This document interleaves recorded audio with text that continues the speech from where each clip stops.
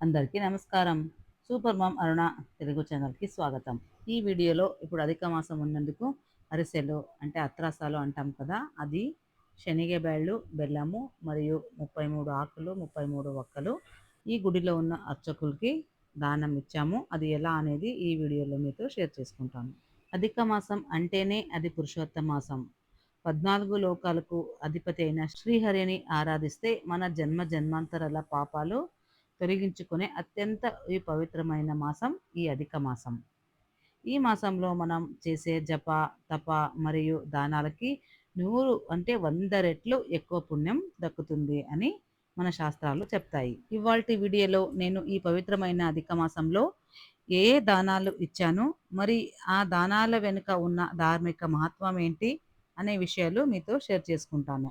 అధిక మాసంలో మనం ఏం చేసినా అంటే ఏ దానం చేసినా 33 సంఖ్యకి అత్తైన ప్రాముఖ్యత ఉంది. అంటే 33 కోట్ల దేవతల స్మరణార్థం 33 లెక్కలలో ఈ దానం చేస్తాము.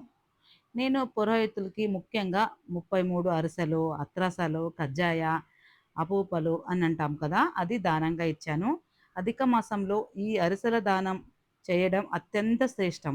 ఎందుకంటే ఈ తీపి వంటకం మన జీవితంలో సుఖ సంతోషాలను సమృద్ధి తెస్తుంది అని అంటారు. అలాగే దీంట్లో ఎన్ని రంధ్రాలు ఉంటాయి కదా! అన్ని జన్మాల పాపాలు కూడా తొలగిపోతాయని నమ్మకం కూడా.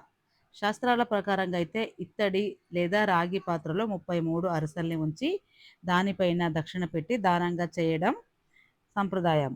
కానీ అది కుదురుపాటు కాకపోతే ఇలా విస్తరాకులు వస్తాయి కదా! దాంట్లో కానీ లేకుంటే ఒక్క మరాన్ వస్తుంది. పూజా సామాగ్రులు దొరుకుతాయి. అలా ప్లేట్ లాగా ఉంటది. దాంట్లో అయినా పెట్టి ఇవ్వచ్చు. అలాగే ఇలా చేస్తే వంశాభివృద్ధి జరుగుతుందని కూడా నమ్మకం. రెండోది శనగపప్పు మరియు బెల్లం మహేష్‌తో దానంగా ఇప్పించాము.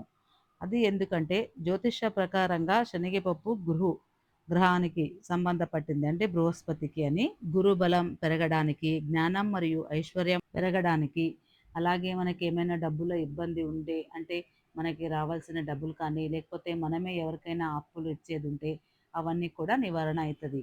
అలాగే అర్చకులు కూడా చాలా బాగా మంత్రాలు చెప్పి ఈ దేవై సదోషా దేహి వస్వవతాపా నాస్తే అప్రామో రామహోభి వ్రతారక్షంతే విశ్వాహ హే అస్మభ్యం శర్మాయం సన్నమృతామత్యేభ్యః బాధామానా అపద్విషాః వినః పథస్సు వితాయా జేంద్రీంద్రో మరుతాః పూషా భగవవంద్యాసః ఉతనోధియోగో అగ్రాః పూషన్ విష్ణవేవాయావః కర్తాన స్వస్తిమతాః పద్యం ಇದೆಲ್ಲ ಮುಟ್ರಿ ಪದ್ಯ ಬಂದಿರೋದು ಹೊರವನ್ನ ನೀವು ಬಾಳೆಹಣ್ಣು ತಗೊಂಡ್ಬಂದಿರಲ್ಲ. అర్చకులు చాలా బాగా మంత్రాలు చెప్పి దానాన్ని తీసుకున్నారు.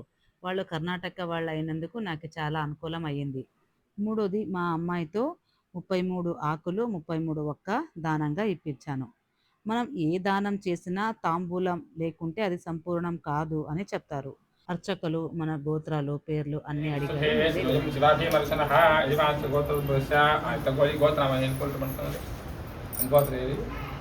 ನಂದೀಶ್ವರ ಗೋತ್ರಸ್ಯ ಮಹೇಶ್ ನಾಮಧೇಯಸ್ಯ ವಿದ್ಯಶ್ರೀ ನಾಮ್ಯಃ ಕುಶಲ ನಾಮ್ಯಃ ನಾಗೇಂದ್ರಪ್ಪ ನಾಮಧೇಯಸ್ಯ ಲಕ್ಷ್ಮೀದೇವಿ ಭಾಸ್ಕರ ನಾಮಧೇಯಸ್ಯ ಶೈಲ ನಾಮ್ಯಃ ಚರಣ್ ನಾಮಧೇಯಸ್ಯ ಯಶಸ್ವಿನಿ ನಾಮ್ಯಃ ಸಹ ಕುಟುಂಬಾನಾಂ ತಗೊಳ್ಳಿ ಕ್ಷೇಮಸ್ಥೈರ್ಯ ಹಾಗೆ ಈ ಕವರ ತಗೊಳ್ಳಿ ಕ್ಷೇಮಸ್ಥೈರ್ಯ